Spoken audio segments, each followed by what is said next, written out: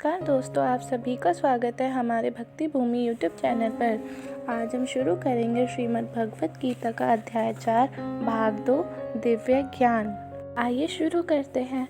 जिस भाव से सारे लोग मेरी शरण ग्रहण करते हैं उसी के अनुरूप मैं उन्हें फल देता हूँ। हे पार्थ, प्रत्येक व्यक्ति सभी प्रकार से मेरे पथ का अनुगमन करता है। इस संसार में मनुष्य सकाम कर्मों में सिद्धि चाहते हैं, फल स्वरूप वे देवताओं की पूजा करते हैं। निस्संदेह संसार में मनुष्य को सकाम कर्म का फल शीघ्र प्राप्त होता है। प्रकृति के तीनों गुण और उनमें संबद्ध कर्म के अनुसार मेरे द्वारा मानव समाज के 4 विभाग रचेगा। यद्यपि मैं इस अवस्था का श्रेष्ठ हूँ, किंतु तुम यह जान लो कि मैं इतने पर भी अव्यय अकर्ता हूँ। मुझ पर किसी कर्म का प्रभाव नहीं पड़ता, ना ही मैं कर्म फल की कामना करता हूँ। जो मेरे संबंध में इस सत्य को जानता है वह भी कर्मों के फल के पास में नहीं बनता।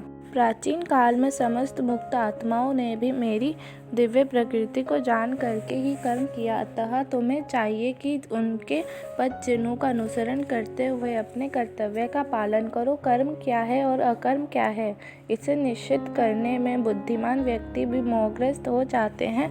अतएव मैं तुमको बताऊंगा कि कर्म क्या है, जिसे जानकर तुम सारे अशुभ से मुक्त हो सकोगे। कर्म की बारीकियों को समझना अत्यंत कठिन है, अतः मनुष्य को चाहिए कि वह यह ठीक से जाने कि कर्म क्या है, विकर्म क्या है और अकर्म क्या है। जो मनुष्य कर्म में अकर्म और अकर्म में कर्म देखता है वह सभी मनुष्य से बुद्धिमान है और सब प्रकार के कर्मों में प्रवृत्त रहकर भी दिव्य स्थिति में रहता है। जिस व्यक्ति का प्रत्येक प्रयास इंद्रिय तृप्ति की कामना से रहित होता है उसे पूर्ण ज्ञानी समझा जाता है। उसे ही साधु पुरुष ऐसा करता कहते हैं जिसने पूर्ण ज्ञान की अग्नि में कर्म फलों को भस्मसात कर दिया है।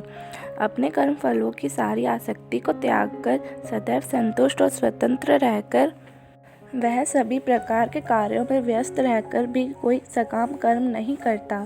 ऐसा ज्ञानी पुरुष पूर्ण रूप से संयमित मन तथा बुद्धि से कार्य करता है, अपनी संपत्ति के सारे स्वामित्व को त्याग देता है और केवल शरीर निर्वाह के लिए कर्म करता है। इस तरह कार्य करता हुआ वह पाप रूपी फलों से प्रभावित नहीं होता है। जो स्वतः होने वाले लाभ से संतुष्ट रहता है, जो द्वंद्व से मुक्त है और ईर्ष्या नहीं करता, जो सफलता और असफलता दोनों में स्थिर रहता है, वह कर्म करता हुआ भी कभी बनता नहीं। जो पुरुष प्रकृति के गुणों के प्रति अनासक्त है और जो दिव्य ज्ञान में पूर्णतया स्थित है, उसके सारे कर्म ब्रह्म में लीन हो जाते हैं। जो व्यक्ति कृष्ण भावनामृत में पूर्णतया लीन रहता है उसे अपने आध्यात्मिक कर्मों के योगदान के कारण अवश्य ही भगवद्धाम की प्राप्ति होती है, क्योंकि उसमें भवन आध्यात्मिक होता है और हवि भी आध्यात्मिक होती है।